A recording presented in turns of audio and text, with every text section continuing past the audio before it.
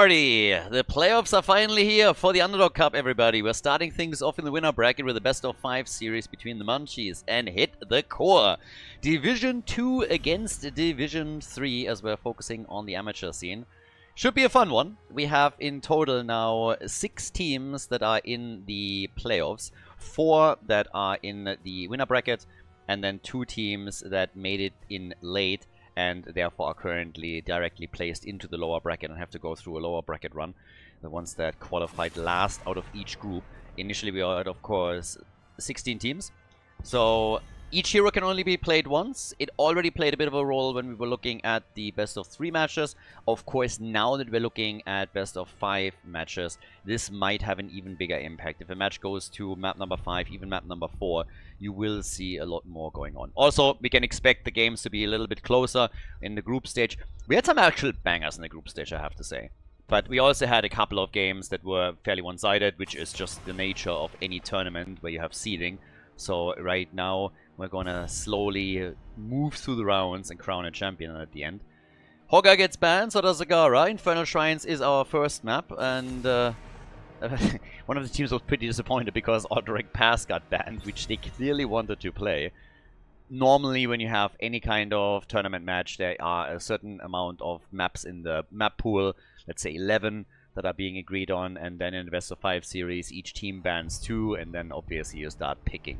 So they got rid of a couple of maps that were apparently highly coveted by the opponent. But that's always it, right? The more research you do, the better. If you see that an opponent is consistently playing a specific map and is really good at that, and maybe you are bad at that particular map, then obviously you are immediately dropping that and you're gonna ban it.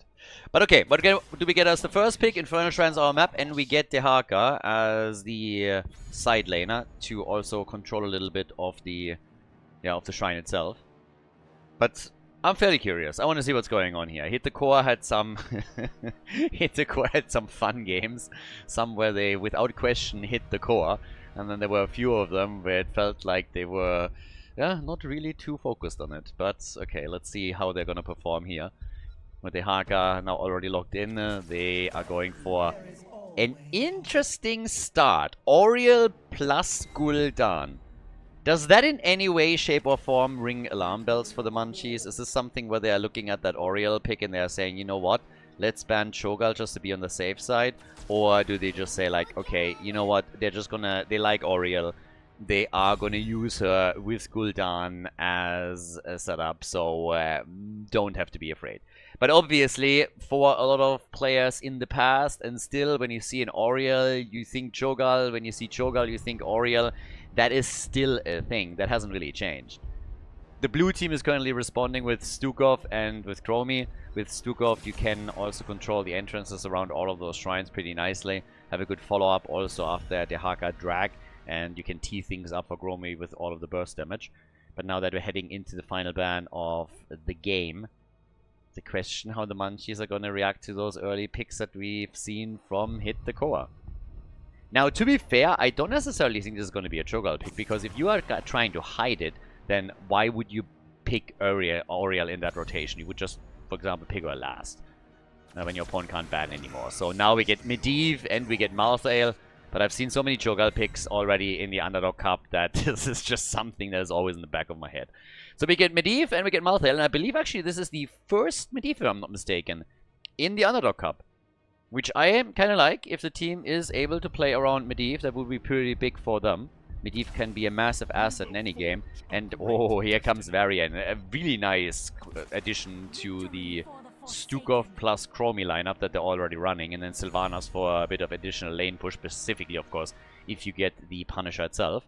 That leaves us with the last pick for Hit the Core. Diablo got banned, but they still need a main tank. They actually banned Garrosh and Muradin, so limiting their options even further.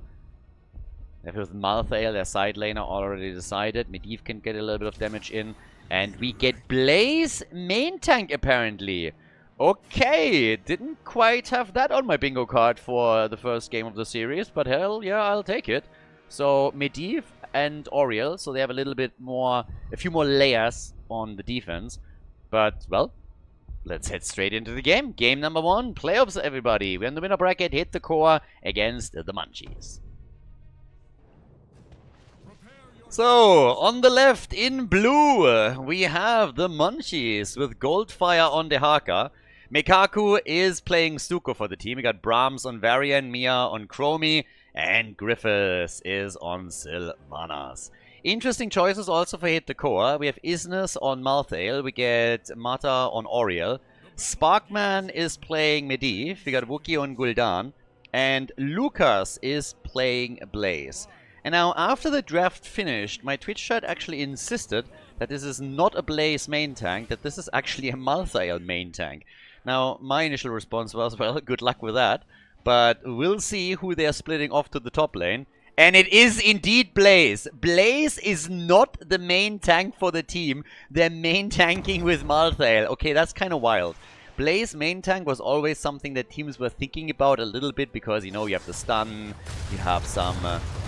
you can take a lot of damage. You have a stun that became more reliable as Blizzard started to change things. And a couple of teams tried a Blaze main tank with limited success. And then even after the days of HGC, a few of the teams were trying out if they can maybe make that work. The answer for most of them was, yeah, not really. So it started to disappear again. But a Malthael main tank is kind of wild. I have seen... I mean... We've seen, for example, my F main tank too. The side lane on the other hand. Oh, nice. The portal. He actually reached it. Okay. That's the power of Medivh right there. But Malthael main tank is interesting. Not just a little bit. So they get the camp. But let's see how this works out for them in the rotation. Because Malthael doesn't really give any of the things that you normally want to have from your main tank. It's not like he can take a ton of damage. Or that he can stun anybody and has CC that tees up the rest of the team. If anything, then Medivh will have to play full defense to make sure that he's not going to fall. Nice reaction also here from Stukov, so every time that the portal comes out, he is going to be tempted to drop a lurking arm on it. Portal control is obviously very, very important when you're up against a Medivh player. This is why we oftentimes see something like Malfurion, ETC, even Lucio that can boop targets away. So there's that. Taunt is not ready yet, but it will be soon. The problem is that Varian is first blood. He goes down. Varian is gone. Goldfire is also on the run. He is a sub player for the team, by the way. So from what I've heard, oh, yep, that shield kind of ruined his plans. He was like, well, maybe I can get some damage in and get him into the tower range. But then Medivh shut that down very quickly with her shield. Goldfire is a sub for the team, and if I'm not mistaken, they actually will have a second sub later on today, because some of their players are not able to stay for the entire series. I guess it depends a little bit on how many games we're going to see here. If the blue team can get a quick and early lead, then this might change things. Nice stacking from Medivh. He's at 18 stacks right now, so yeah, he is looking pretty good. Whereas down at the bottom right, we now got Wookie doing his thing. I'm currently trying to channel my inner Wookiee impression. If he makes a cool play, then I might release it, but then at the same time, yeah, my Wookiee kind of sucks. I had a good one once on stream, and then people were like, oh my god, that Wookiee impression is amazing. And yeah, ever since then, whenever I try to repeat that, I'm just completely embarrassing myself.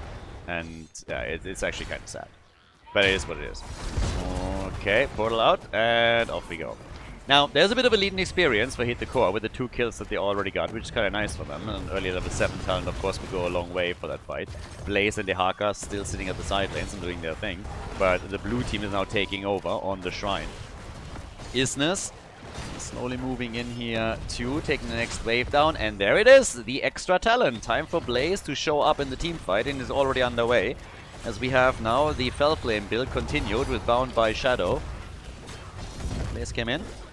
Portals up, and full control again for the red team as they are capitalizing on that level 7 talent that the Munchies are going to get in a moment with Dehaka, and then he will have to tunnel in, but they're falling farther and farther behind here, so this is the problem for them right now.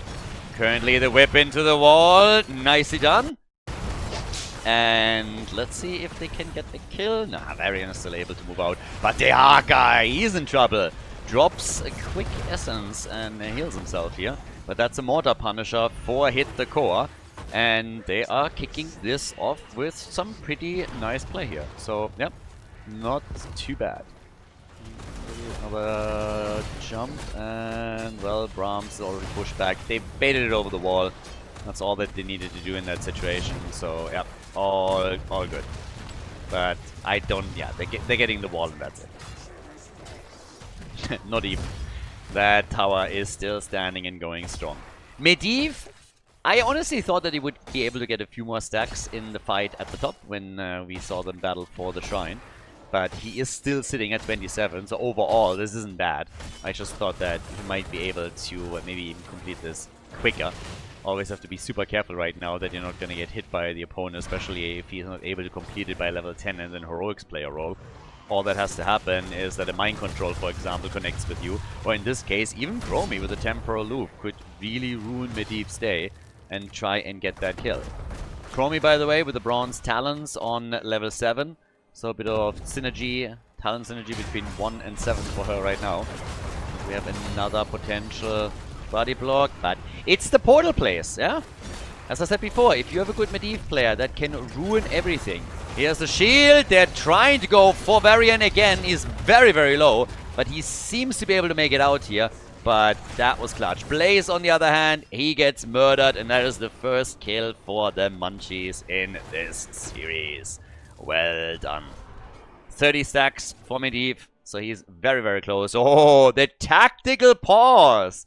Yeah. Seems like somebody dropped out here. Tactical pause early on from the Munchies. They needed a minute. And so they kicked Varian out and they said, like, boys, we need to reset here just for a second. We got our first kill. Let's build up the momentum. And let's go! Varian was apparently not ready for all that action, so that's a problem. I think he might actually be the one that has to leave earlier, so maybe he got kicked out a bit too early. We have Varian, by the way, with 8,000 hero damage, 14,000 and 12,000 for Sylvanas and Chromie. And then over on the right side, the top damage dealer is Malthael, our main tank, so to say, for game number 1. Level 10 abilities should actually be kind of fun here. That should be kind of nice. You know what apparently is also fun, and I was a bit surprised? Fantastic Four. The movie just got the first couple of reviews, and sources that I usually trust were saying that it was way better than expected. I did not think that movie would be good at all, but hey, we'll have to check out a couple more reviews, and if that holds, then I think that's probably going to be the next one that I'm going to watch. So I was pretty surprised by this. All of the trailers that I've seen so far, a lot of that was a bit cringy, but apparently the movie itself is fairly decent. If anybody watched it, there's obviously a delay when this appears on YouTube, for example, or anywhere else. If anybody watched it, let me know if you've seen it and what do you think about it. But could be on the summer list for me with a little bit of popcorn here. And obviously, as usual, if you're watching this on YouTube and you like the tournament, you want to see more tournaments like this, make sure that you hit the like button, hit that thing hard, subscribe to the channel if you haven't done it yet. It helps to promote the videos and get a few more Heroes of the Storm fans back into the action. Down at the bottom of the map, they're still pushing, and Chromie setting up the kill against Malthael.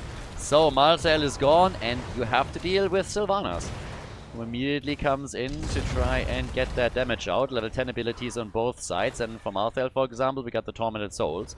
So not playing around last rites. Has that extra shield from Medivh in the fights that he can use later to keep himself alive a little bit longer. I think Blaze might have to bunk. Ah, no, actually, he is able to jet propulsion out. Okay, nice. Medivh was close too. So no cooldown burn.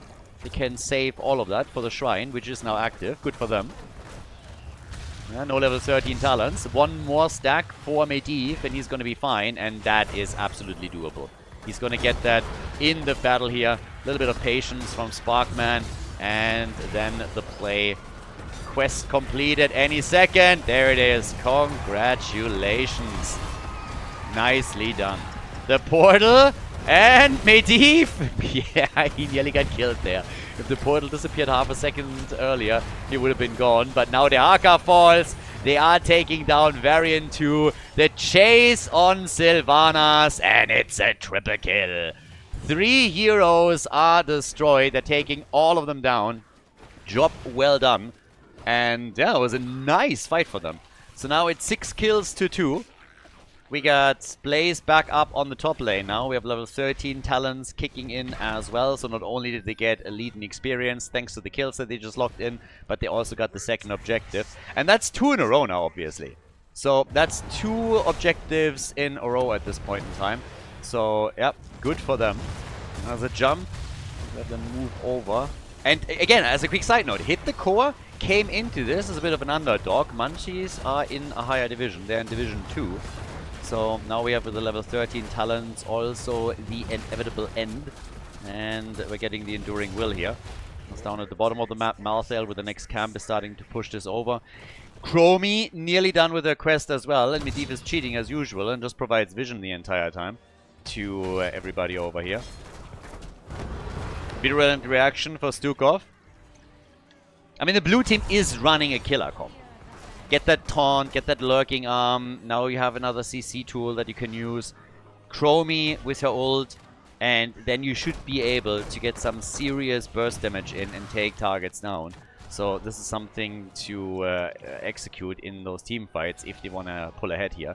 Because up to now, it has really been the red team that has been playing this quite nicely. They have 6 kills to 2. They have gotten 2 of the objectives. So they're looking really good on this. The damage output is at 28,000 for Malthael. We have 22,000 for Chromie. So Malthael is way ahead here. Yeah, Sylvanas still burning the waves down here. Everybody is playing this a little bit closer to home now and waiting for, the taunt. But the portal plays for Medivh are just super annoying. This is the problem. If you have a killer comp and then Medivh just drops a portal and drops a shield, it kind of ruins the entire play that you were trying to make. So one of the things that we still have to do is to check out what exactly happens around Gul'dan, for example. Nice Horrify here could really, really do a number on the red team. So we now have down at the bottom of the map, yeah, the red team getting in position again. They are about to hit level 16. Good timing from the blue team though. Munchies took their own camp just before level 16 connected for hit the core. If not, the red team would have likely stolen that away. So good for them. Reservoir of Hope is in, so we're going to see some stacks coming together for Auriel as well. But with that 1 level advantage, now the big opportunity, of course, to make a couple of plays for maybe even the next objective. The shrine is spawning at the bottom of the map. But I think the blue team has probably enough time to lock that in. Yeah, probably. But okay, by now we got Blaze rotating back down to the bottom of the map. Trying to get the XP here. Yeah, picks all of those up, takes the minion wave out. So they're sieging at the top, trying to go for the fort. And this is actually the interesting part. We're 12 minutes into the game, we haven't seen a single structure fall. That's 2 Punishers that were already taken, and not a single structure is out. Jet propulsion gets more or less intercepted by the Haka with the tongue. And yeah, while we get that, we have now from the top the next camp taken, and this is actually going to be dangerous for the blue team. With Malthael burning the minion wave now down, this shaman camp is going to do work. So now that the shrine is up, there's a chance for Hit the Core to make some really nasty plays, and the Haka has been forced to the top lane to defend first. That gives the red team the initial lead on the objective, and they're going for it. The Haka, as I said, needs to take this one out, tries to drag the shaman a little bit closer, and he will have to obliterate it before he makes anything happen in that big battle down at the bottom of the map. But this leads to a massive advantage for Hit the Core as they're taking the 20 stacks. The Haka comes in, off we go. There's the ley line. Horrify could be perfectly teed up here. Jet propulsion, there's the Horrify, but he only connects with Sylvana. She gets whipped into the corner, but they can't get the kill. Malthael with the Tormented Souls as he's trying to make the play. But so far, they're not getting any kills. They are chasing the blue team off the objective though. And they're now so close that they are grabbing the next Punisher. Well, I think. It would be a bit of a disaster if they weren't able to pick up a single stack here. So, yeah, there's the hits. Arcane Punisher is in. Oh, if they can get the kill on Varian, that would be even better. The Haka is also a bit low, but they want Brahms. They're starting to follow him heavily. The slow. There's the ley line. They really want that kill here, and it even procs the Punisher jump, which makes the defense so much worse now. hit the core with a really good connect, and that is 7 kills to 2 as we have them slowly advancing towards the first fort destruction of their game. Yeah, this fort is gonna get eliminated. This fort is something that they won't be able to save. Absolutely no chance to maintain that, and it is the first major structure that falls in this best of 5. All the way up towards the top. Dehaka is also attempting to bring this back a little bit. Down at the bottom of the map, they're pushing even further on this. So, yeah, they're trying to see if they can maybe take that wall out too. The bait over the wall has this time been properly executed though, and that allows the blue team now to defend easily. Malthael is not even with the team anymore. He's already sitting in the middle and is trying to escort in some of the camps to make this work as well and get them a bit of value on this one. Yep. And, I mean, there's not too many camps available any longer, so they're just making their moves down at the bottom of the map right now to claim the last one and see what they can do with that. But, yeah, the lead is pretty solid. Especially since they are, of course, soon also gonna get level 20. So that's the next problem that the blue team has to deal with. That level 20 is gonna be a thing. And it's a 2-level advantage. The 20 level in and of itself is not really the biggest deal. The problem is really that you have a 2-level gap between the two teams. And that is a long time. The fort in the middle now destroyed. This is in total the second fort that has been eliminated. So 2 forts down now. And yeah, starting to get a little bit dicey here for the Munchies. And I have to say it again. The Munchies coming in were the favorites. So, a little bit of a potential upset that we're going to see here in Game 1. Nice effort by Hit the Core. The red team now pushing for the final structure at the top. They want to force the fight with the ley line. They're already on it. Jet propulsion. Timing maybe a little bit off here. But they're starting to get some solid damage in. The Horrify. Also the isolation being used on the other side. And the attack is on the move. But I'm not sure if they can really break through this. They are sieging up though. So they are starting to siege up with the range damage of Gul'dan and others. Just trying to take the final fort out. And this one is of course quite important because their next objective spawns at the top. So if you claim this one, you also eliminate the fountain. And that's exactly what they've been able to do here. So as it stands, even dropping the bunker. And are trying to destroy part of that. Well, any kind of damage that you can make at this point is going to help you if you can lock in the next objective as well. And thus far, at least, they are the only team that was able to claim Punishers. So, not a single Punisher has gone to the blue team, to the Munchies. Every single one has been taken by the red team. 54,000 damage. Oh, Dehaka. Oh, Dehaka taken out, and yeah, that one hurts. The Shrine is going to activate before Dehaka is back. He can, of course, with the global, get in there a little bit faster. But this still hurts a lot. That's the 3rd time that Dehaka has fallen. Varian has died 4 times. We have now 55,000 damage for Malthael, 40,000 for Chromie. At least the blue team will get level 20 talents before they have to engage into the battle up at the top. So that's a good thing. But yeah, we'll see. By now, there's this elite. This is also a frozen Punisher, which obviously makes this whole thing even better. We have, by the way, 20 stacks now on the Reservoir of Hope. So, not too shabby for Oriel. Oriel has so far been doing a great job keeping everybody alive. This is going to help her, of course, quite a bit. Seems like the Munchies have just simply accepted that they won't be able to fight for the objective. The Haka is just now back, and they couldn't make that play this quickly. With this big of a lead for the red team, they just, yeah, abandoned the idea of grabbing the Punisher. So, by now, the attack coming through the middle, at least a bit of damage there, but they haven't taken a single fort out. They lost all of theirs. And here comes the Frozen Punisher up at the top.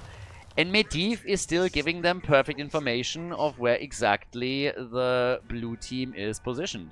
So this push is not only a push for the keep at the top lane, but also a push where they're going to try and see if they cannot take out the core and win game number 1. All that they need for that is a kill or 2. And if they can follow up, not on that jump at least, but a good Horrify, for example, a good ley line, could do wonders here to win the first game of the best of 5 series. And that keep is already about to go down, especially, of course, with it being disabled once again. Malthael with the Tormented Souls is in the thick of things, and he has the Jet Propulsion hit. Blaze with a bunker. They can't get the kill on Stukov. Nobody dead yet. Malthael is moving out here. Ooh. Yep, that shield from Oriel came in a little bit late, but it came, so nobody dies. But they are not getting more than the keep at the top lane. So the blue team survives for now. Can they make it into any kind of position where they all of a sudden have the lead? Maybe with a kill here. Aegis is used. There's the drag, and they move in again. Horrify gets dropped by Wookie. Okay. That was horrible. I'm trying to channel my inner Chewbacca here, but it's not really working out.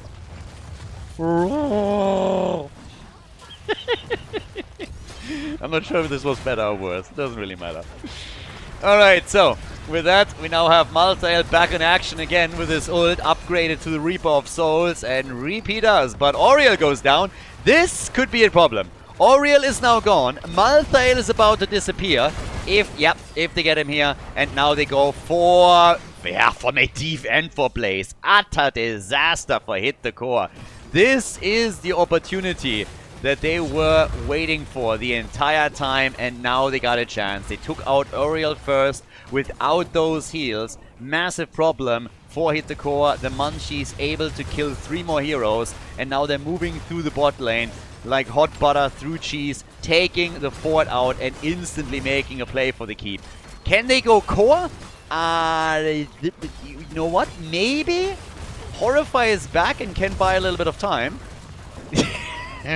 They've been on the losing end of this one the entire game. And now they're killing 4 heroes and they move for the core. Gul'dan has to drop a Horrify and does, but he only hits Varian. That's not gonna be enough. Gul'dan hits Varian. That's not gonna help them. The game about to be over. What a comeback by the Munchies. That is insanity. They take the lead in the best of 5. What the hell? We're going to head straight into game number 2, but before we do, once again guys, if you enjoy the coverage on the channel here, if you enjoy the match, please like and subscribe. Subscribe to the channel, like the video. It also helps to boost the game to an even wider audience. And of course, it helps to get people back into Heroes of the Storm, as the algorithm recommends the videos to people that were interested in Heroes of the Storm in the past. So again, before I continue, if you haven't done it yet, subscribe to the channel and like the video. Appreciate it. And with that, we're heading straight into the second map of the series. 6.5 out of 10. No comeback mechanics. Well, the first game begs to differ. The Munchies turn the game around after Hit the Core, won every single objective. But this is the problem when you have Sylvanas against you and you essentially lose your entire team.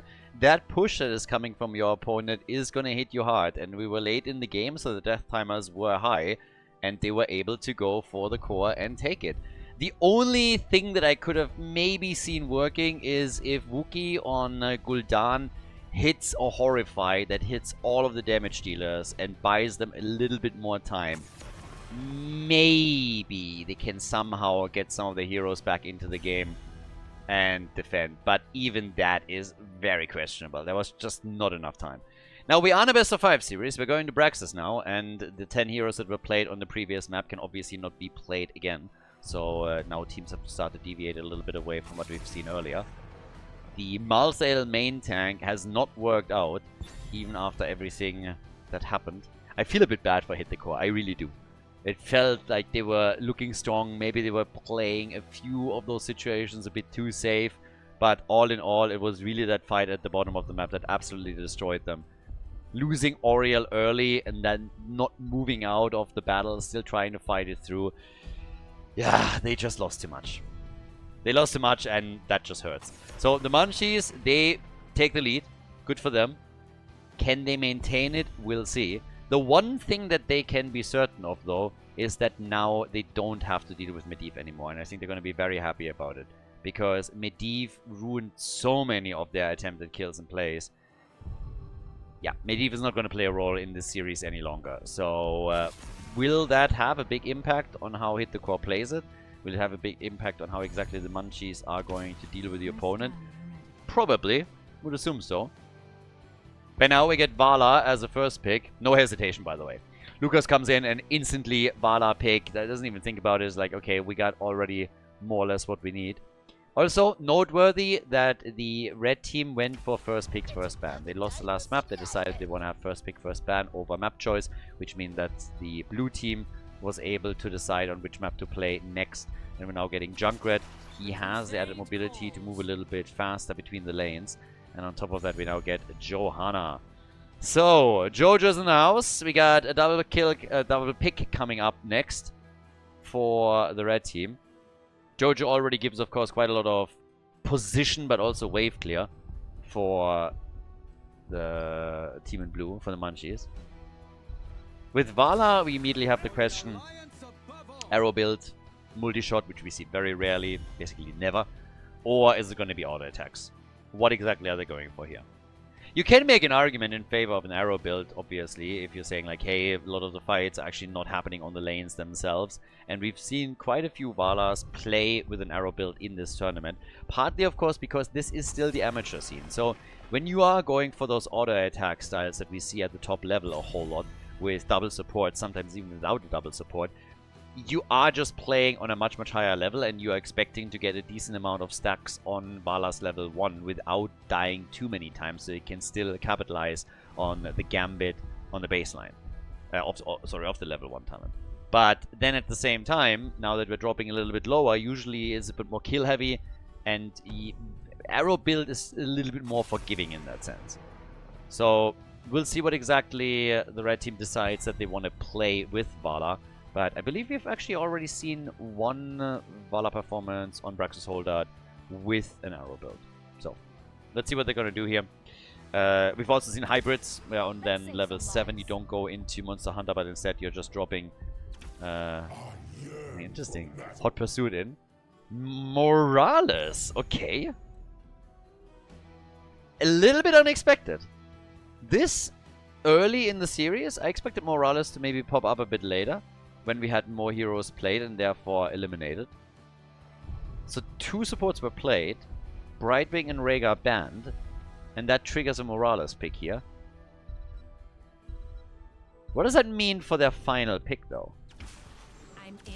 Oh, Kira! Alright, Kira is not part of the meta, let's just put it like that. And we got Tacita. Kira and Tacita here. Kira on the side lane. So Vala has an additional damage deal at her side, but no second support. Unlikely that we're going to see an auto attack build. But what is the final choice here for the Munchies? With their Morales pick. Greymane. Greymane is going to be the one that Morales is going to focus on the most. Well, ladies and gentlemen, Brax's Holdout, the second map in the series, hit the core after they lost on Infernal Shrines. Would love nothing more than to equalize it again here. But we'll see if they can actually pull it off. So let's head straight into Brax's Holdout. Game number 2. Well, we got the Munchies against Hit the Core, and now Mekaku over here is playing this one with Morales, which is actually kind of interesting. Not a hero that you see a whole lot. We had Morales played so far once when the team was trying to go for a backdoor strategy, which, let's just say, didn't quite work out, but maybe here. Griffiths is on Imperius, we got Mia on Junkrat, Goldfire is playing Greymane, and we have Brahms on Johanna. Lucas on Vala hasn't made a choice yet for her, so we'll still have to wait and see what the decision is in regards to her build. Isn't is on Muradin, we got Wookiee on Tacita, Mata on Anduin, and Sparkman is playing Kira at that top lane. And Vala actually decides that she is going to go for auto attacks. So, Gambit taken on level 1. Morales hasn't chosen anything yet, probably still reading the talent descriptions. Misclick. Clear misclick. Yeah, we didn't want to pick her, but now we're already committed, so let's go. I don't think that actually has happened, but still. We have now Kira against Imperius all the way up at the top. And let's see how that bot lane foreman is working out. Well, at first, we're getting immediately pause. They have some problems, don't they? Now Morales is dropped. I honestly don't know if that is the same player, but I don't think so. Has Mikaku played Varian in the last game? I'm not certain on that one. I actually don't think he did. I might be wrong, but this is still a little bit of a weird one. So, yeah. Again, with all of the problems that they have, maybe with a couple of disconnects, let's hope that it's just not something that is going to have an actual effect here. We're also still very, very early in the game, but hopefully he's going to be able to quickly rejoin, and then this is all just not that important. For now, Vala, obviously, as I said, is going into auto attack, so we're going to see how much of an impact this is going to have for them. They will try and keep her alive as best as they can. Isnes with the choo-choo train, channeling his inner Bad Benny. And then we got Wookie on Tacita. So let's hope for that for the blue team everything is going well there, and that they're going to get Morales back. And then we can also hopefully see what exactly that level 1 choice is. That might be part of the reason why Morales has not taken a talent yet. Alright, we're back to business, and I have so many questions right now. Like, there was obviously a little bit of chat going on while he was trying to reconnect, and Goldfire has talked about... I honestly don't understand how they came onto the topic of cowboys, but somebody apparently saved a cow at some point. I don't know from what and where, but Goldfire all of a sudden had an epiphany. And his epiphany was that the word cowboy is because, well, cows and boys that take care of cows. And I'm just sitting here and I'm thinking, was he just joking or was he serious? If English is obviously not your second, not your first language, then there's some things, some phrases, some words that you just accept as a thing, and you don't think around about their origin, and sometimes it's a compound word and you might not really put a lot of thought into it. But I would assume that he is at a minimum at his late 20s. If it took you that long to understand that the word cowboy comes from, well, that it's 2 words and that it's like literally just a descriptive, then I'm not quite sure if I want to have you on my team. So the Munchies, they really need to think about this. Sub or no sub, I don't care, but if that wasn't a joke, then oof, we here need to talk, my friend. Something has definitely gone wrong there. The red team initially with the lead on the beacons, so they took the advantage on this. We got Creed of the Hunter now, slowly being stacked up. Also, life support for Morales in level 1. We were talking a bit about her holding that back. But level 4 talents start to kick in. We have 14 percentage points towards the beacons. All the way up at the top. It's a 2 versus 1 now. But Griffiths has actually done a fairly decent job here. And the red team is holding on to the beacon, but it's all the way down at the bottom of the map where the real problem starts now. But Tacita is reappearing, which means that now we're talking about a 4 versus 4 battle. So finally even numbers that might actually allow them to make a play here. Imperius is about to retake the top lane though, so that's a problem. And Vala's actually stacking quite nicely.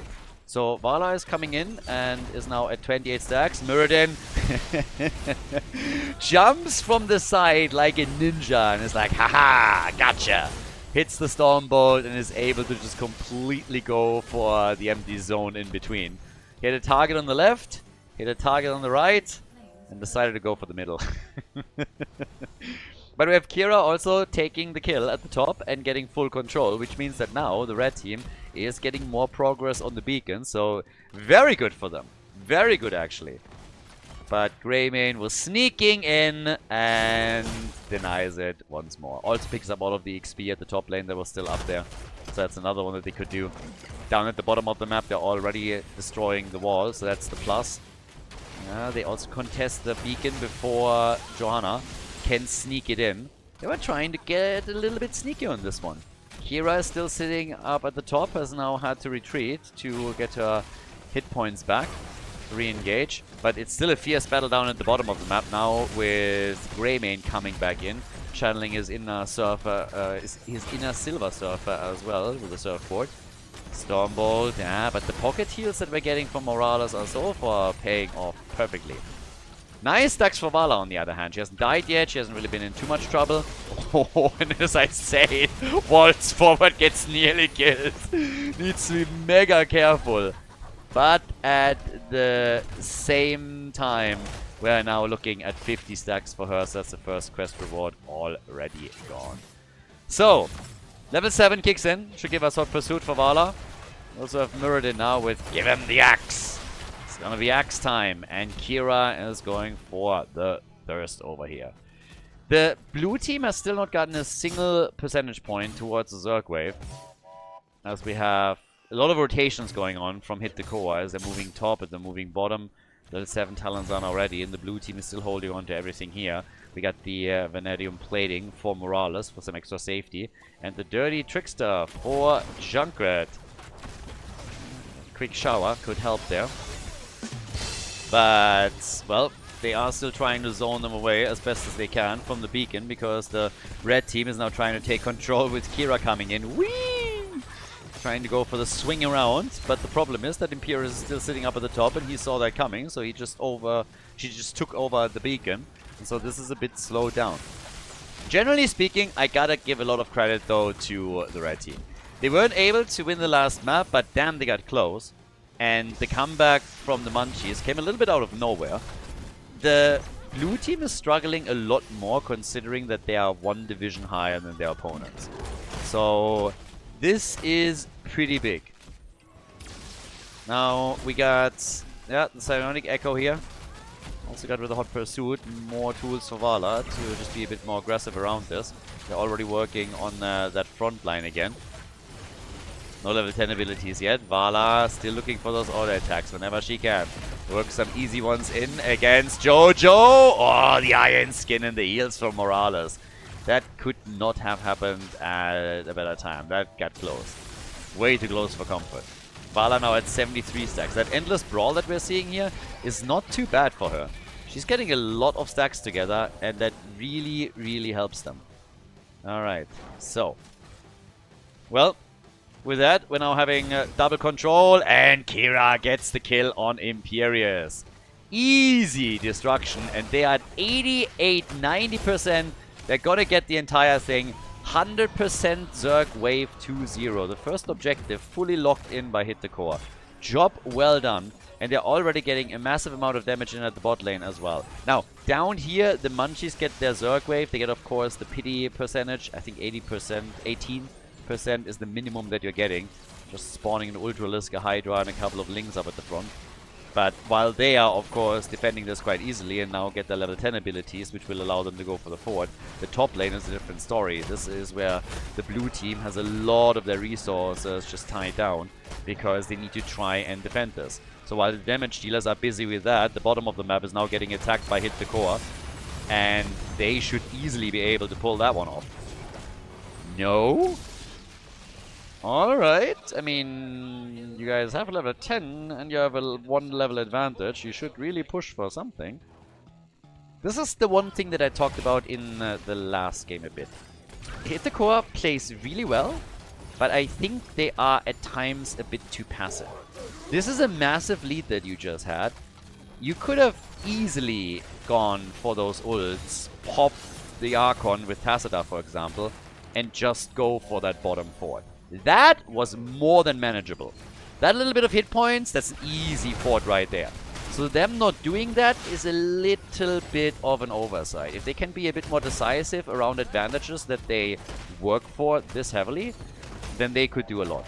So this is a small problem that they still have in their playstyle, which might prevent them from winning some crucial games. And you could make a similar argument actually for a few situations in game number 1 as well. So something to think about. 21,000 damage for Kira. She's doing well against Imperius at the top.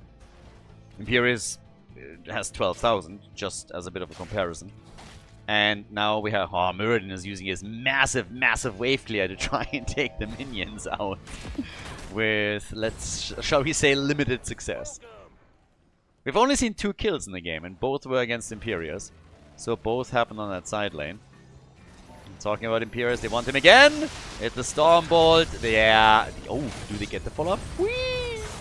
Kira is having a fun time. Imperius, not so much. That's a kill. Vala is able to get away once more. Kira with a 23,000 damage. Vala was able to get the last hit in, and she's actually getting dangerously close to her next quest reward too. So that's going to be a bit of additional damage for her. Things are actually going really well for the red team. But the problem, of course, is we've seen that already in game number 1. And we all know how that ended. I still feel I have to also say that the Munchies are playing with a sub. So I don't know how much experience they generally have playing with Goldfire, if he's somebody that subs in for them regularly or not, but it should still be noted that they don't play with their full lineup here. Kira has taken control of the top lane once again. Down at the bottom of the map, blue team is just a little bit faster in establishing dominance. But there will be a level 13 talent in a few seconds for Hit the Core, and it seems like they're currently waiting for that to come in so that they can make their play. So, yeah, we're slowly getting there. But they already are trying to fight for this. And again, as long as they're sitting here, Vala can start getting some additional stacks. A lot of this stuff is working quite nicely for her. Goes toe-to-toe with Junkrat and hits the bullet. Got a little bit too deep there, but thankfully Anduin was ready. And now the ult that Morales just dropped is a bit of a waste. They got the Riptire out as well, hoping to get the Vala kill, but they couldn't. Level 13 talents are now available, which gives us Bloom. And we also have Feedback. But the blue team is now getting the initial progress. So, yeah, they're getting past the 18%, which are the minimum, of course. So already a win for them. Nice damage once more. They really want Vala. They want those kills. They want to take the attack speed down. But Vala moved in again. And they take Junkrat apart. Junkrat gets murdered.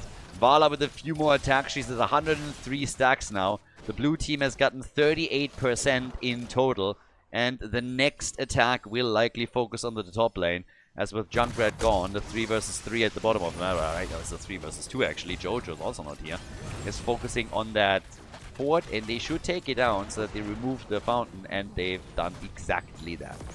So, yeah, looking really good here. A few more stacks for Vala, light bomb, and Vala goes toe-to-toe with Greymane for just a second. Tassadar, by the way, lots of freedom, lots of space, lots of time to just get his ability through. Everybody seems to be focusing on mainly Vala here on the damage side, who gets out of the fight again. Objective is nearly claimed. They're holding on to the point, and it's all centering around the bottom of the map now. The blue team, though, prevents it at 98%. They're shutting it down, but they're all a bit low. Ult of Morales been used again, and Kira comes in with her ult and drops Johanna. Johanna dead, and this is another objective for Hit the Core, this time at that bot lane. So there is a small wave also for their opponents. They're getting very, very limited pressure here. Kira can deal with it, as down at the bottom of the map, the big wave is moving through and should allow... I mean, at a minimum, this is going to be the wall at the fort. That's going to be the minimum that they're going to get here. If they can take the keep down, then hey, even better. But we'll see. It depends on how much they're pushing. Riptire is being used to try and burn this down. And gets actually destroyed. Yeah, not really a lot of value on this one. Oh, and Kira is also a bit low. And even Jojo. Jojo's eating tons of damage. Has to pop her trait as well. Here comes the next attack. Yeah, Johanna moved out. The Guardians are still alive and kicking. Kira is at the top lane though, meaning this is a 5 versus 4 at the bottom of the map. Vala, more hits, Muradin, bit too deep, and he gets killed. And he's not going to be the only one. Now Anduin is gone. So we see some kills finally for the Munchies. Those are the first 2 kills that they got in the game. Yeah, but what can they do? They're actually trying to go immediately for the boss. This is one of the things that I talked about earlier. Whenever the blue team is getting an advantage, they instantly try to massively capitalize on it. Taking a bit of a risk here as well, because obviously they don't have level 16 talents, but this is a really nice move that they can make, and it's going to pressure the lane a bit on the other side. So the boss gets taken, and they will invade some of the camps of the opponent. So here's the opportunity for the Munchies to start gaining momentum and turn that game around, which won't really be easy, but they should be able to pull that off a little bit. At least at the bot lane, when you're taking a look here, this is going to be a nice attack on that fort. So, yeah, we'll see what they can actually do on this one. Because for now, yeah, I mean, not too shabby. Some damage, maybe not enough here. But, yeah. And now, obviously, over on the left side, next attack is also starting to come in here. We have top side defense from Kira. So, she's doing her thing. And, yeah, it's 16 versus 16 times. They close the gap a lot. There's still half a level between them. But, yeah, that's just half a level, and we'll see. That's bridgeable. It's a little bit more than half a level, but still you can bridge that. Especially if you're getting kills, like this potential kill on Muradin, who barely makes it out. Falling Sword from Johanna. Not gonna lie, this is the first time that I've seen her use her ult. I don't doubt that she used it before, but this is the first time that I consciously observed her using Falling Sword here. Up to now, haven't noticed it. But it also means that with a level 20 upgrade, for example, in the cooldown reduction, she could have a much bigger impact in the late game, so that's something to really consider here. But they need to take some structures out. They damaged the fort at the bottom and the mid at the top lane of the red team, but they need to take some of those out because they have now lost their fountains. But the opponent still has those fountains standing, and that's an issue. That's a big issue too. Did they get a kill here? The answer is no. So Vala and Muradin both make it out. Imperius is defending at the bottom of the map. That gives them extra XP. But yeah, that's again the objective about to be claimed. Hit the core is just doing so much better on all the objectives in both of the games that we've seen. Now they lost still on map number 1. But maybe here on Braxis, which is the map choice of the Banshees, maybe here they can do something about it. The blue team is looking for opportunities the entire time. They stopped the progress of the beacons for now. It's a 5 versus 5 at the top. And they're still looking for opportunities here. In comes Kira. Here comes the jump from Jojo. They're trying to get the kill. Kira low. Light bomb at least. But it's a trade in side laners. Kira and Imperius are both dead. Vala, Stormbolt on Jojo. There's the heals. Vala nearly at 3 rewards on her quest. She goes deep, maybe a little bit too deep, far away from the heals. They're trying to turn her to Muradin. Greymane had to get out. Tacita, oh my god, these pulls. And Vala comes in, gets the kill on Junkrat, wants the kill on Jojo, who is able to move out. Lucas just absolutely destroying them right now, with 44,000 damage in total. And there it is, that Zerg wave, that big Zerg wave again as they move for that top side keep. Now down here at the bottom of the map, they might have actually a shot of taking the fort out. That might be enough to take the fort apart with the minion waves that are also coming. But of course the top side is a much bigger problem right now. Greymane, he's there. Junkrat still not back. Kira, she's back on her way, so it's a 4 versus 5 in a few more seconds, but the keep is already gone, and now we're talking about a potential push for the core. Hit the core. They need to stay true to their name now. Don't play too much around with the opponent's heroes. Hit that core when you can and try to equalize the score in the series. Riptire is already out. Kira arrives. 5 versus 5 now. Bottom fort has fallen, and the core does not take damage. Yeah, core doesn't take damage. 1 level advantage for the red team. Their bottom fort has fallen. The top fort is still standing. Yeah, and half a level until 20. And the blue team makes the decision. They're saying like, guys, once they hit 20, they're going to go for the boss and we can't do anything about it. We're going to go for the boss right now. If they find out and they're playing for it, we have at least a 20 versus 20. A 16 talent versus 16 talent fight.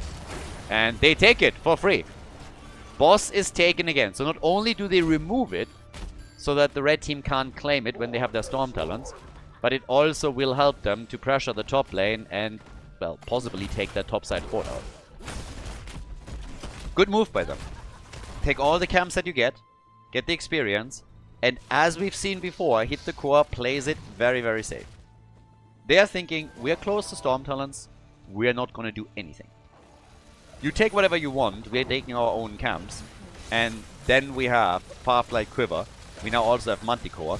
We're getting all our ults upgraded with a force barrier here. and then we're going for it. But with them defending the boss now, this also, of course, means that the red team has a little bit more time trying to take those minion waves out and attempting to get to level 20 themselves. And this is what earlier in the first game was a problem. Muradin, okay, tries to slow them down. Misses the Stormbolt though, and they need to retreat here. Yeah, Jojo can unhorse them real quickly, and they're retreating. It's half a level that the blue team has to get. 30 seconds until the beacons are back up. Half a level for the Munchies to get Storm Talons.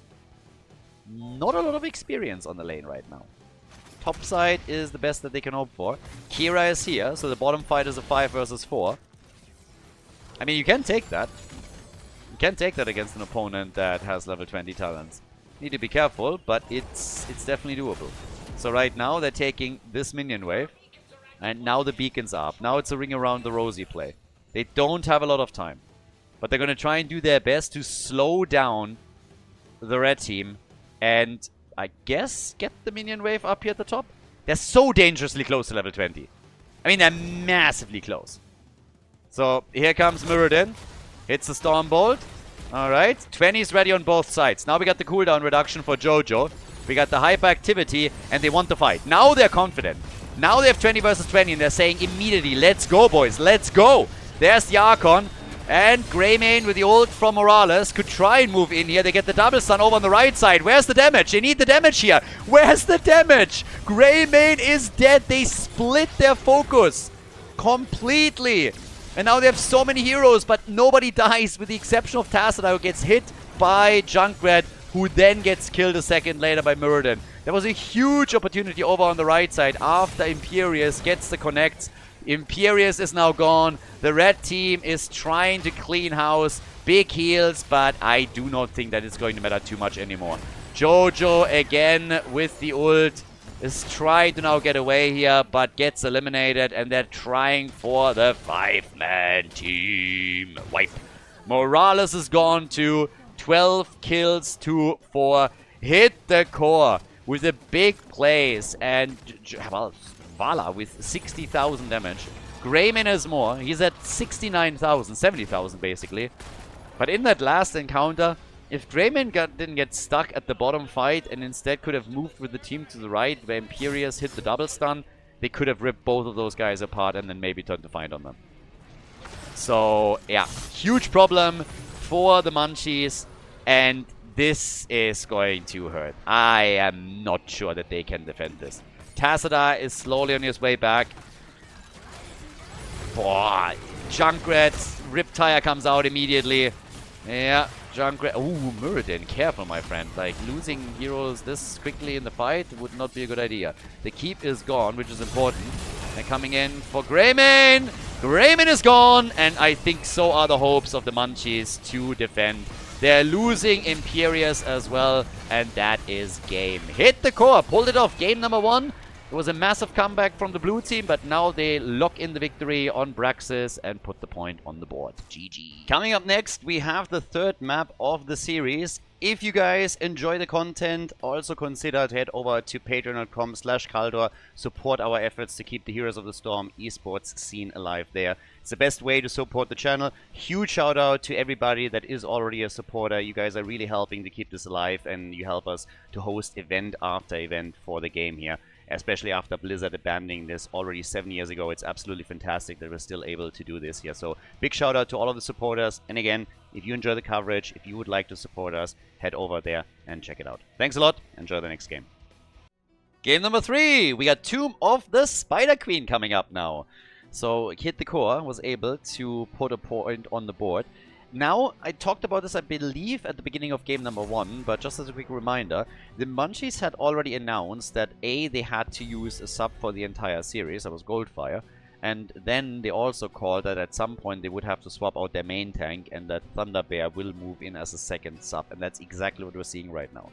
So, the Munchies, Division 2 team, therefore kind of the favorite, but they are now playing with 2 substitute players.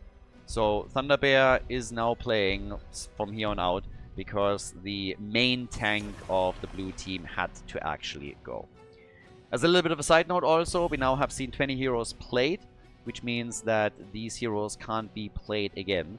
So we're gonna see what kind of impact that's gonna have. At a minimum, we're gonna get 4 maps here. So this is already way more than we had, let's say, in the group stage. But now that we're going to Tomb of the Spider Queen, there is also a lot that can still be played here. I mean, there's obviously a couple of big favorites that are not available any longer. Joanna would be one example. She usually gets addressed on Tomb of the Spider Queen. You can say the same thing about Junkrat. But we still have heroes like Hanzo up that could be played here, that provide you with a bit of vision, interrupt potential, and can do a lot. They're starting to ban out a few of the side laners, so Leo gone, Hogger also eliminated, but time will tell. Hit the Core is the team that picked the map, so blue team has now first pick, first ban. And they will have to adjust a bit to their 2 sub-players now. It's going to be interesting to see how much of an impact that has on what they're drafting, what they're doing here. Very early pick into Diablo for their new tank, so for Thunderbear. I also want to see, at a minimum, what happens in game number 4. As I've been explaining a lot, when you're talking about the rules that we have in the tournament, that doesn't really... Well, it impacts also on the top level of play, the teams and the players, but it has a much bigger impact here in the amateur scene, because the hero pools aren't that deep. So people will have to deviate away into heroes they don't play all that often. And it should be pretty fun to watch. We get Kel'Thas and we get Tychus, so both of the damage dealers are getting locked in the first rotation. Side lane, Urel for the Munchies. So Diablo and Urel. Ah, the HGC days. Diablo, Urel, Deckard Cain as a combo was nearly unkillable back then. And there it is! I mean, a lot has changed since then. We had a lot of changes to the game itself. We had a lot of changes to those heroes too. But there was a time in HGC where this combo, these 3 together, had a win rate way above 90%. Way above. So it was pretty wild. Lots of defense, nearly unkillable. You couldn't just break through them. So now we see that also in this game. Even though, as I said, again, like, a lot has changed since those days. Orphea gets banned, okay. They don't want to go up against the schoolgirl and don't want to get slapped with a sarcophagus. Well, on the other side, what are you banning now? Are they trying to screw a little bit more with a side laner or a main tank? Or what's the move? Who they want to apply pressure on? I guess technically they could also still try and get rid of a few more supports here. And there it is. Brightwing. Okay, so Brightwing gets banned.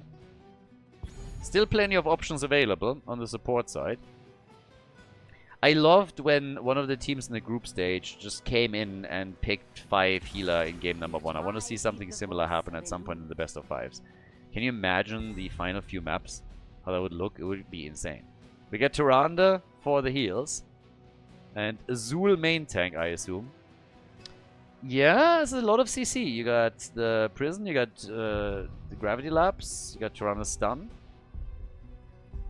That's definitely a lot of tools that they can use, especially with the Hunter's Mark right behind it. So if they can burn some targets down, great. But here comes Tracer. Asmodan. Okay. Please know how to stack.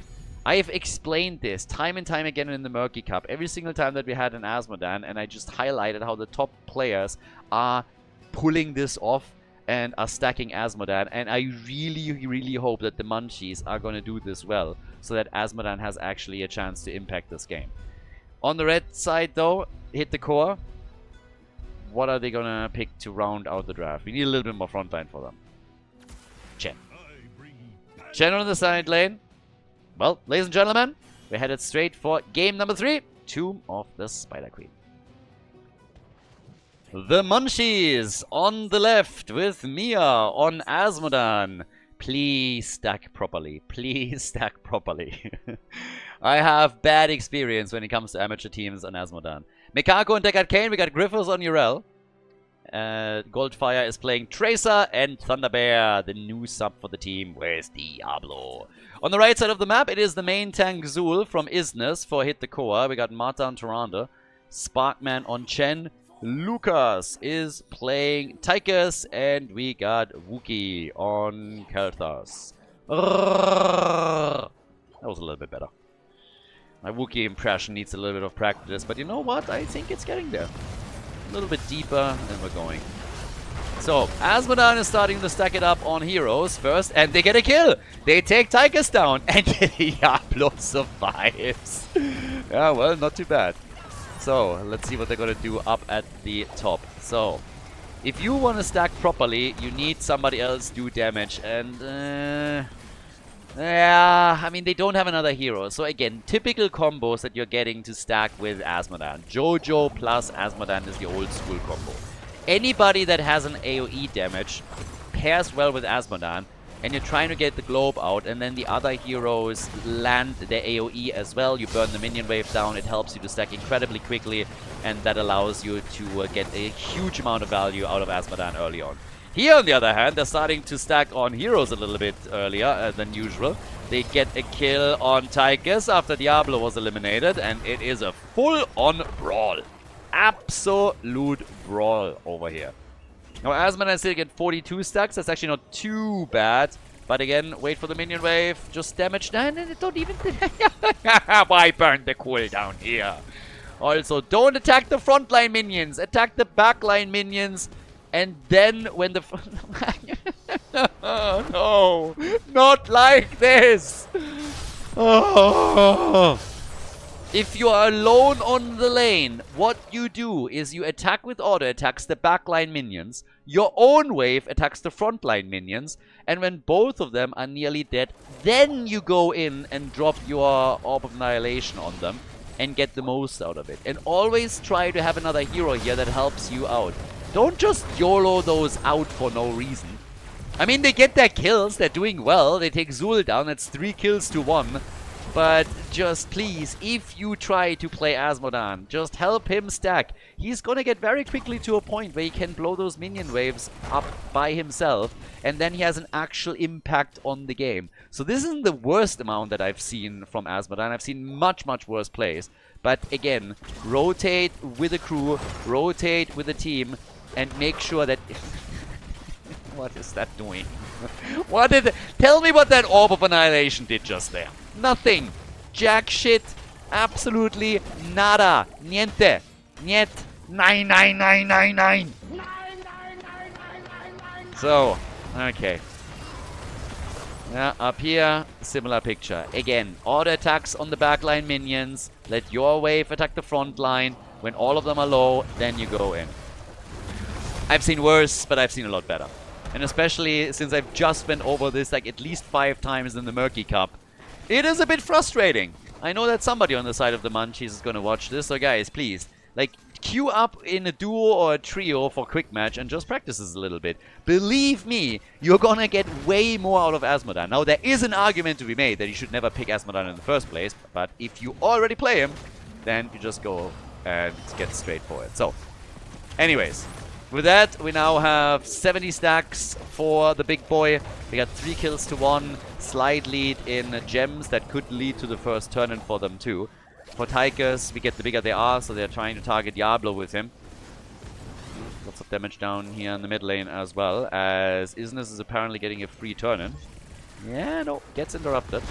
Alright, they try to go for Tychus again. Chen says hello!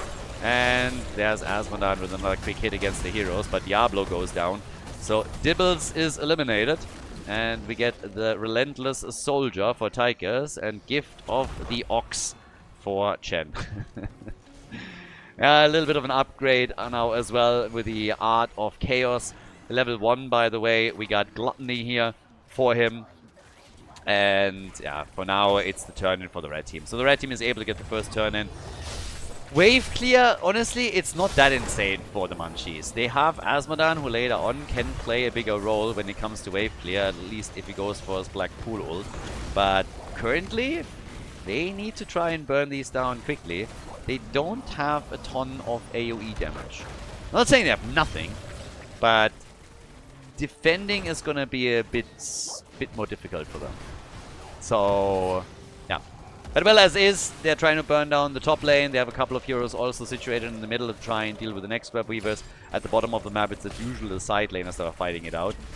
it's dangerous for Tracer here as well. She's currently at 25 stacks. Hits the brakes just in time to make sure that she doesn't get connected with the wave from the Web Weavers. Defense at the top was so far also pretty alright. And Asmodan comes in with another hit, is now sitting at 130 stacks. But Diablo, yeah, Lord of Terror my ass, he is getting absolutely slapped around. That's the third time that he has fallen. So, Diablo, not so terrifying here. Weak Kitten is more what you associate with that performance, at least until now. Maybe he just tries to make them believe that he's not going to be a threat before, you know, he viciously turns on them. But for now, we also get the blue team with their Web Weavers, so they can try and get some damage done as well. And they're already busy at the top trying to take the towers down. So, yeah, going for Chen, get a bit of damage here. Asmodan by now at 150 stacks. He's getting there again.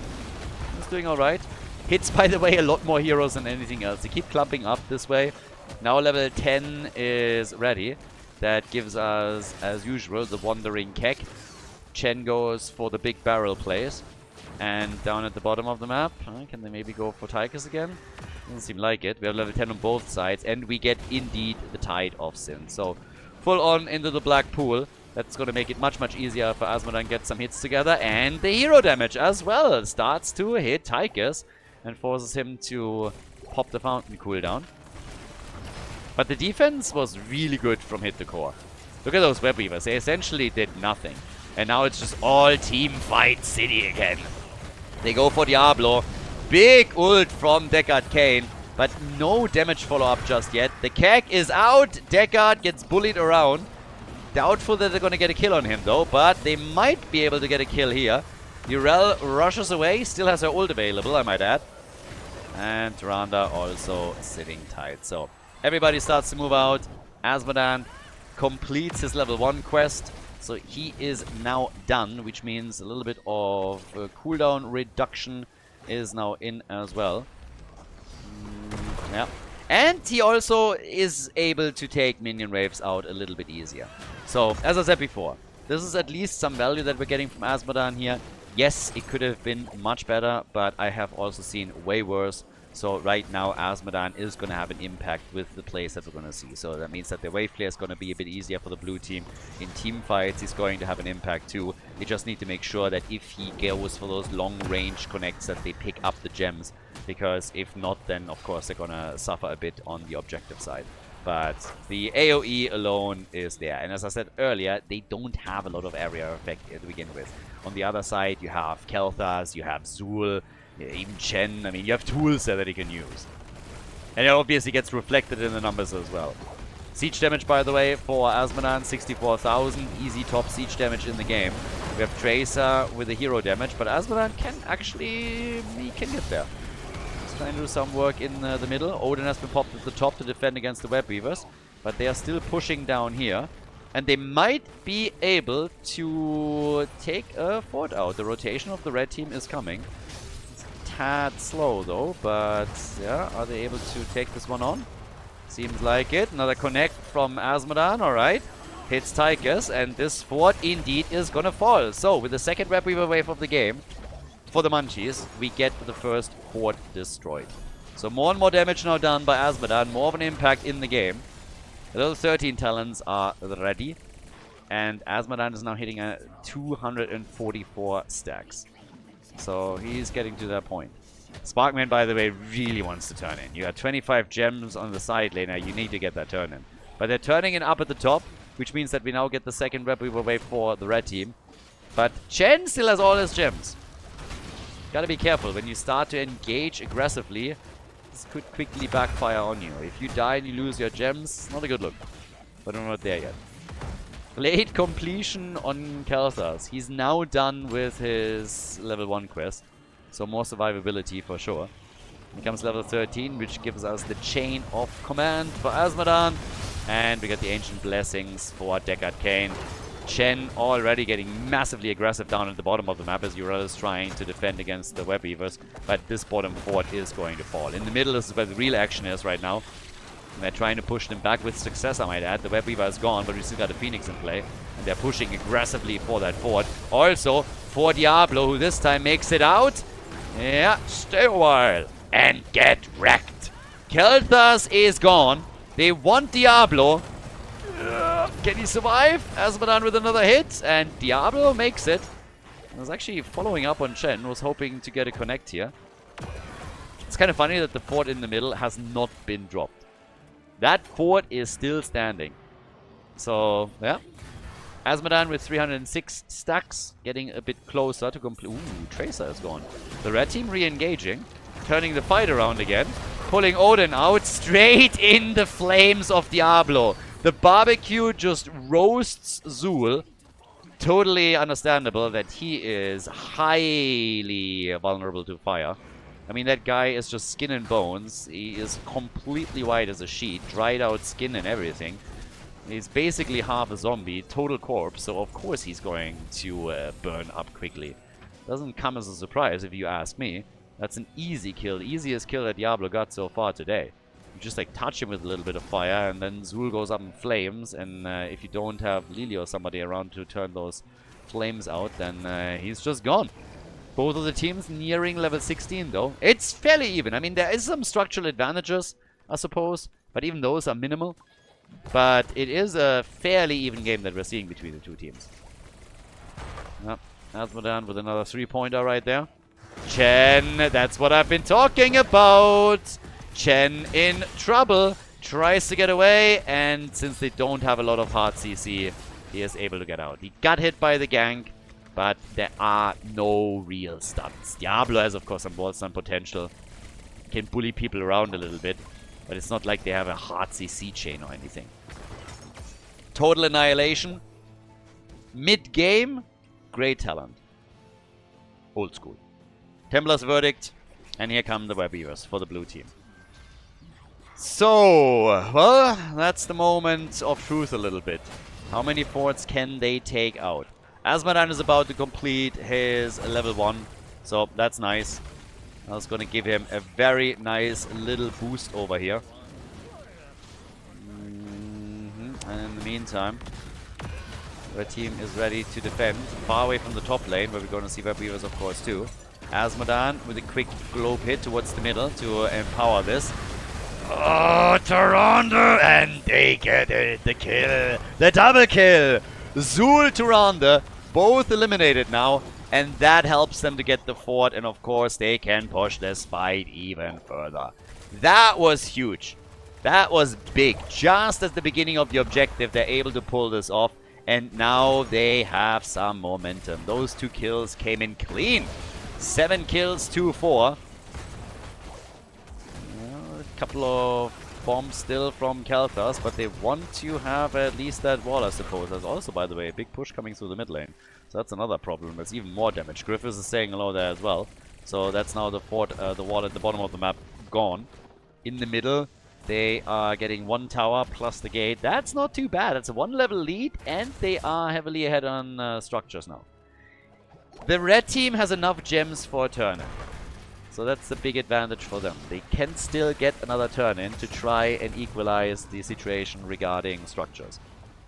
We've seen massive comebacks from both teams throughout the game. 42,000 hero damage from Chaser, 45,000 from Tychus. Try to go in for Isness, and they get Zul again. Main tank Zul is currently not working out anymore. Diablo, you can argue if the main tank Diablo works out. Thunderbear is getting attacked. Can they get a kill on him? It doesn't really seem like it. Nobody followed up as Chen was desperately trying to isolate him from the rest of the team. But the red team now has their Web Weavers. The problem is that they still need 30 seconds to get Zul back into the game. And Mia is done, more or less, with the quest. So, yeah, let's see. There's the hit. There's the completion of the quest. Nice.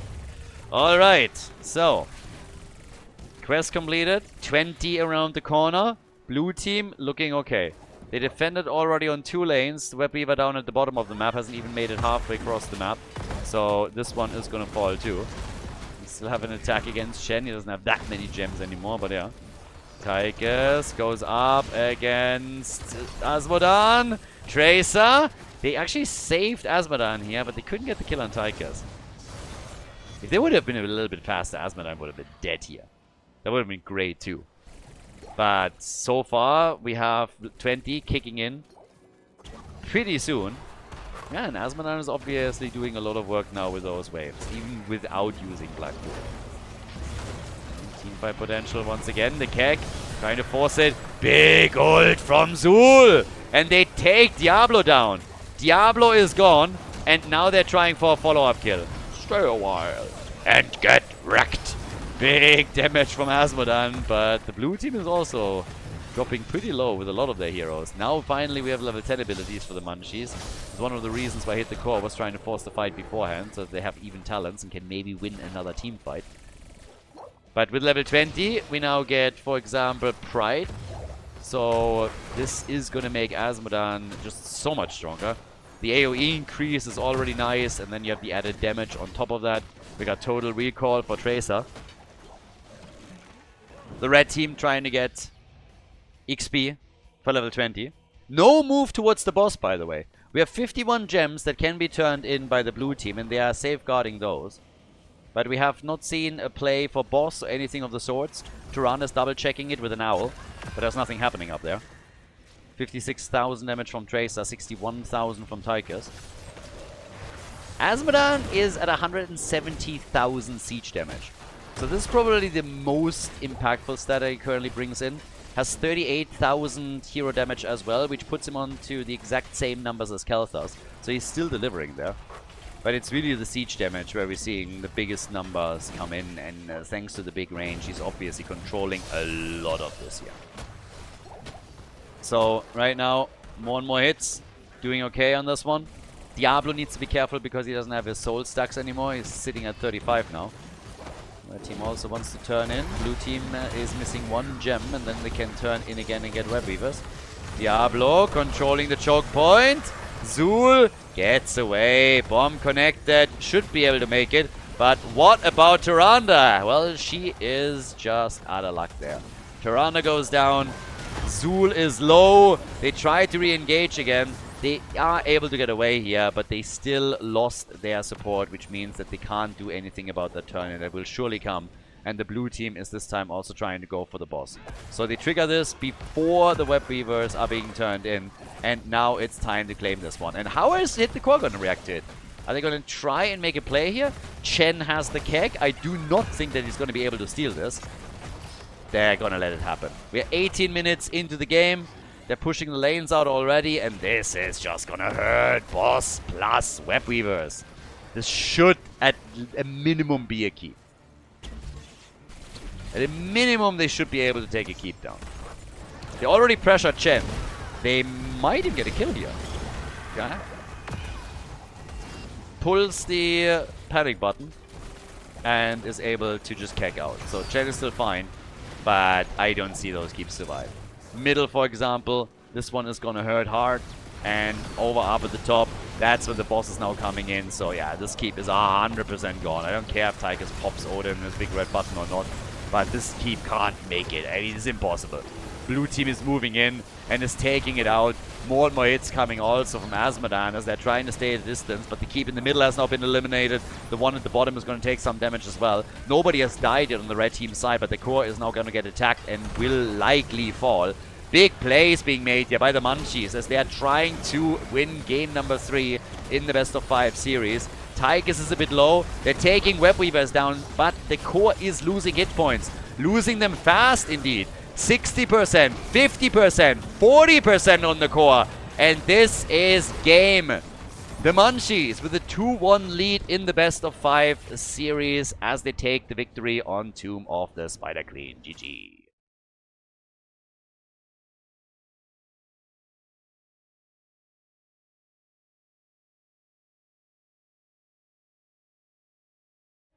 Well, Skya Foundry, next map is coming in. It is our first match point for the blue team after the performance on Tomb of the Spider Queen.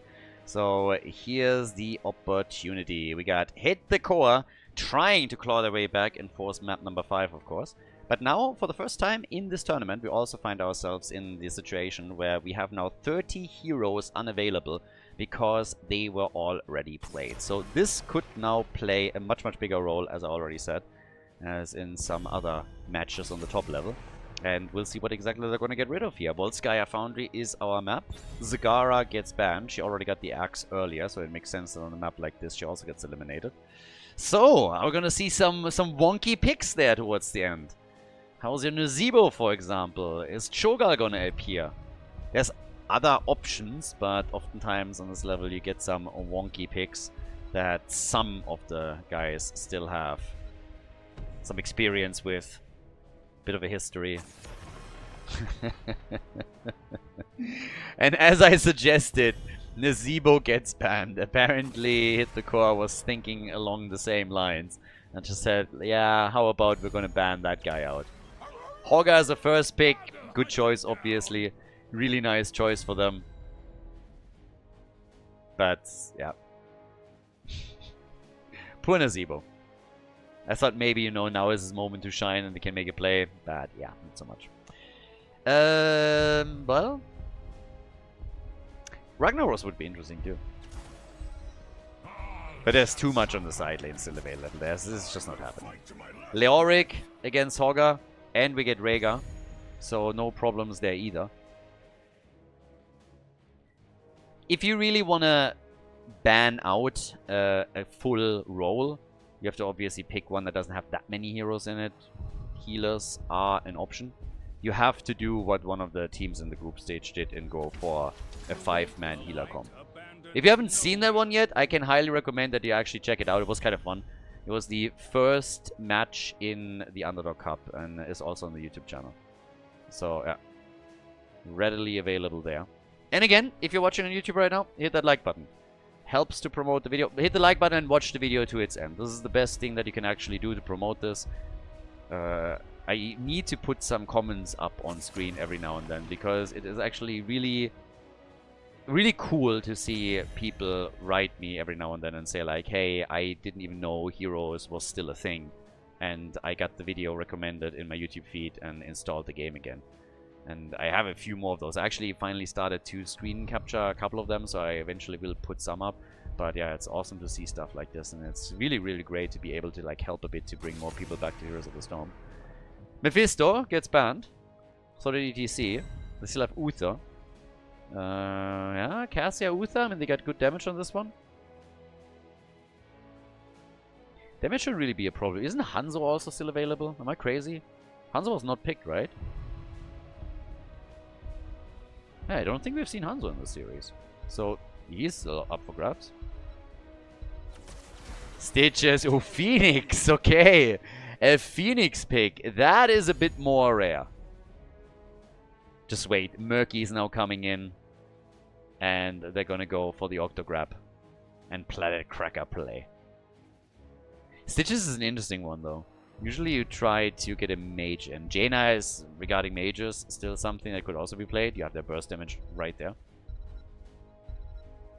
But for the red team, Thrall and Lily. Uther main tank. And it's Panda time. We're getting Lily into the mix.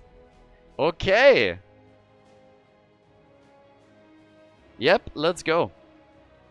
I'm ready for this one. Absolutely. Uther and Lily. Fair enough. Uther should be the main tank for them, and that leaves us with the final pick for the blue team. Again, it's match point for them. And here's the Jaina pick. With Stitches, Hook, Gorge. There's the burst damage right there.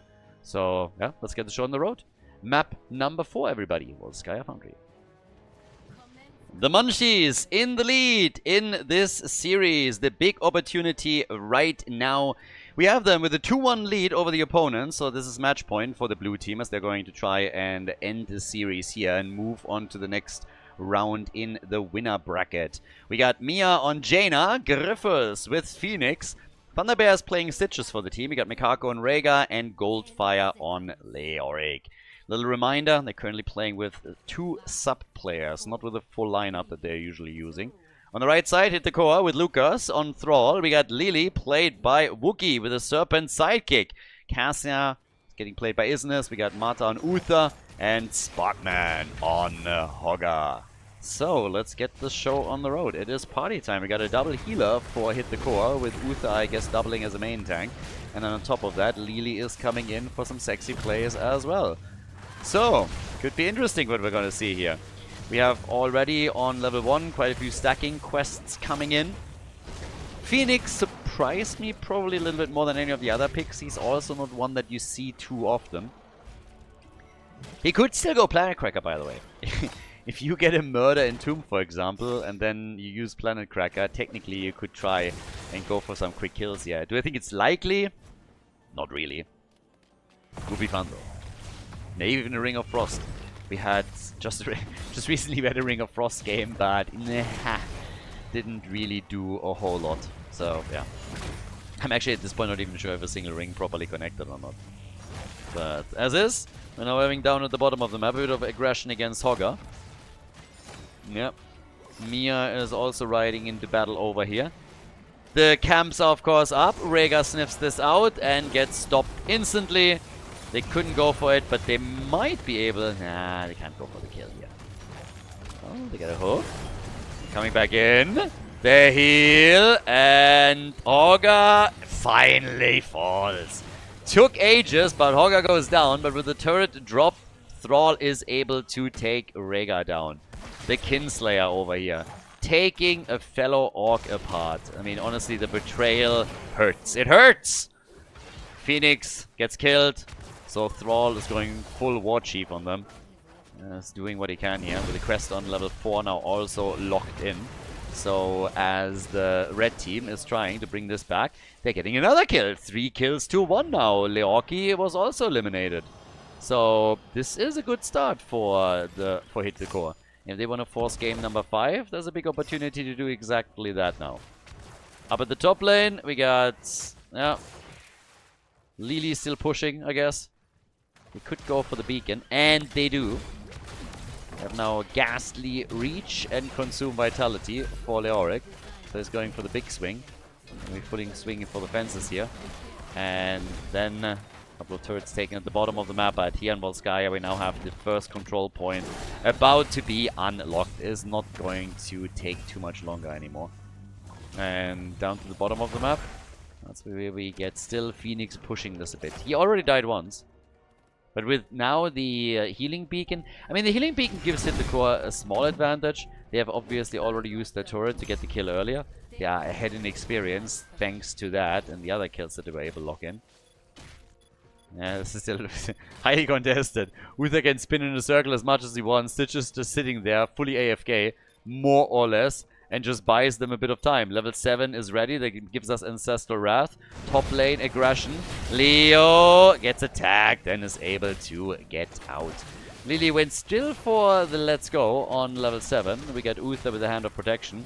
And of course, outside of that, Serpent build for her. But that is the end of Leorki again. So this is the second time that he has now fallen. Leorki is having a bit of a problem. And down here, the progress from Stitches. At least they're getting a lead on the objective. But the pace that this is going, I honestly don't really think that they can get this one. Jaina now dies as well. That's 5 kills to 1 as far as early games go. That is pretty horrific. 5 heroes down, more than a level behind as you're trying to make a play for the objective. I mean, good luck with that. If that works out for them in the end, then not bad. But this is not looking great. Thrall is at 4 stacks, so he's doing pretty okay on his quest. He's not doing okay when it comes to mounts. That one is ugly as fuck. And then he gets another hit and they get another kill. 5 stacks now for Thrall. And Leorki gets pinged because that is the 3rd time that he has now fallen. Goldfire is pausing the game. Yeah, I mean, he just died here. I don't think they had anybody drop. Maybe he has some problems. I mean, no, Rhaegar actually dropped. Alright, they seem to have some problems on Rhaegar again. We had that situation before, that they had some connection issues on some of their players. Hopefully that's going to be resolved here. But it's a bit of a theme for the blue team, and I'm not quite sure how much it actually messes with them. It wasn't Rhaegar that fell. Was Leorki, but yeah, even without that drop, the situation doesn't look great for them. The red team is now taking over on the objective, and they've already taken down 6 heroes. Thrall needs one more connect to complete his quest, so things are looking very, very good for Hit the Core right now. Back and ready with the game, and it seems like it's actually a bit of a bigger issue for Mekaku. According to the team, he already disconnected 6 times in this on this map. So he restarted his route on his internet, and hopefully now things are a little bit more stable for him. But they've been plagued with a lot of problems. A couple of disconnects earlier already, now issues on him. They're playing with 2 subs. They're still doing fairly okay in the series. I mean, they're currently in the lead in the best of 5. But, of course, game number 4 is not going great. Your opponent has level 10 abilities that gives us, for Lili, the 1000 cups. And they should walk away with the first protector here without even having to fight for it, which is exactly what we're getting. So, yeah, so far, that's exactly what happens here. By the way, apparently, like, Thunderbear picked up the healing beacon. Uther was trying to snack a tower up, or a turret, dropped the healing beacon, and then Stitches said, thank you very much, I'm going to walk away with it now. So, a couple of fails happening here too. It's a little bit of a chaotic back and forth game. And talking about turrets, one got now dropped in the mid lane. Seems like they are trying to take some of the walls out, not really focusing on obliterating the forts there. But the damage is there. 6 kills to 1 level advantage. So, yeah, fists are connecting too. It's Uther and Thrall that are on the job. By the way, Uther went into the stun. So we have Divine Storm for him. And we actually get Planet Cracker, and we get Ring of Frost. I talked about both of those earlier. If Leo hits a good Entomb, can you imagine the sheer amount of, like, damage that is coming out of those 2 ults if they connect? Even if Stitch is just able to get a Gorge, that could be glorious for them. If they are able to sync that up a few times, whew, that could be nice. Valkyrie gets used here, alright. Here comes the ring, and that one connected nicely. Where's the Planet Cracker? Interrupted apparently already, so yeah, that was a quick one. We get a kill on Leoki, so it is the blue team that falls once more. They are trying to get back to safety, but it is starting to hurt. They're running into more and more trouble here. With 7 kills to 1, you can really make a good argument that team fights are not working out for them whatsoever. So now it's another battle, this time for one of the turrets. And the blue team is willing to engage into this, as is their opponent. But so far, the red team is just doing a little bit better on all of this. They're about to lock the objective in. They're getting another kill against Leoki. That's kill number 8 in total, by the way. Same time, Thrall went a little bit too deep and gets wrecked. Thrall is down. Jaina dies too. It's a slaughter. I mean, it's just death and decay all over the place. But as the dust settles, it is still Hit the Core that is just looking a little bit better on this. Is now relying on a 1.5 level advantage. And a level 13 talent lead as well. We got 25,000 damage from Cassia. 23,000 from Phoenix. Jaina, not so much. 5 deaths, by the way, on Leoki. So, yeah. It was also kind of interesting as the fight started, because basically Cassia and Stitches had the same idea. We saw the hook, we saw the Valkyrie, and then it's just like, well, that's an interesting interaction between the 2 of those. So, if I guess we don't see Valkyrie here, maybe Stitches lands that hook, gets a Gorge, and they're able to get a quick kill. But she was a little bit faster on the execution. Jaina is also getting closer and closer to complete her baseline, so that ice block would certainly help. Objective at the top is soon TM gonna spawn. But right now, it is really Hit the Core that is making the big moves here. If they can win this, here in Volskaya Foundry, we are going to gain number 5. But Stitches has now also the range extension for his hook. So that's going to be a big asset in those team fights. Just get the hook out. Nah, nothing. Not able to grab this. Entomb? Yeah, they don't want to engage here. Clearly. I'm just telling Leo, yeah, don't do it. But there comes the shockwave. Here's the Valkyrie against Stitches. They get the stun. And here comes the laser. Brrr. And the Ring of Frost. And that is a kill. Lasered into oblivion. They're going for kill number 2 and they get it on Cassia. Swing for the fences. There's the drain and Uther gets murdered as well. Lily dies too. That's a quad kill. The blue team is back to business. Look at this one. Here's the Entomb and then the laser show. Beautiful with the Ring of Frost on top of it. And Phoenix gets the kill on Thrall. That's exactly what they needed. The perfect combo to turn this around. 6 kills, 2-9. And we have both teams now on level 15. Doesn't get much better than that. Damage done in the middle, damage done at the bottom. Could get the lead on the objective. Phoenix just has to move on to the point. And, well, with the minion wave gone, is he going to go for it? And the answer is nope. Not interested. Instead, they're going for the turrets and do their thing. But I like the Planet Cracker value. I like that a lot. That was fun. So, they got the wombo that they wanted. Simple question is, now that they are essentially even with the opponent again, can they fully capitalize on it? The Munchies with pressure. Pressure on structures, pressure on the forts, moving in now, forcing the rotation from the top. 16 is available on both sides. Leo's moving away. Stitches could try and land that hook. Not yet. That's pulverized now too. And they're not getting aggressive around this. The fort, top side left, is a bit low. They're still gonna get finally some progress on the objective. Lily with a build, with a certain build continues. And Lily is currently on 11,000 damage. Seems like we're gonna exchange forts now. Bot lane is pushing aggressively, and the blue team realizes they can't defend this, so what they're doing instead is to just push at the top side as well. So it's an exchange in forts. Speeds the game up a little bit, I suppose. Yeah, they were thinking about getting more aggressive here. I mean, obviously you have to kind of judge what your opponent is doing. If, for example, Hit the Core decides that they are going to move forward towards the keep, then they need to be ready to do the same thing. You miss 100% of the hooks that you don't throw out, by the way. Not quite sure if you guys knew that, but just in case that you are some Stitches connoisseurs, this is definitely a thing. So if you don't go for the hook, you are missing 100% of those. So yes, Stitches, I would love for him in a few of those situations to get the hooks in a little bit more aggressively. Just like try and play around the cooldown and try and get that gorge. Because thus far, haven't seen too many big hits there. So down here, for example, if you know your opponent's going for their camp, just throw one over the wall. Yeah, it's nearly got one in the middle of the lane. But it's now 44% against 34. There's another play for Leoki. And yeah, he's in a bit of trouble. There's the laser show. And it doesn't get any value until Lily decided to commit honorable Sudoku and moved into it.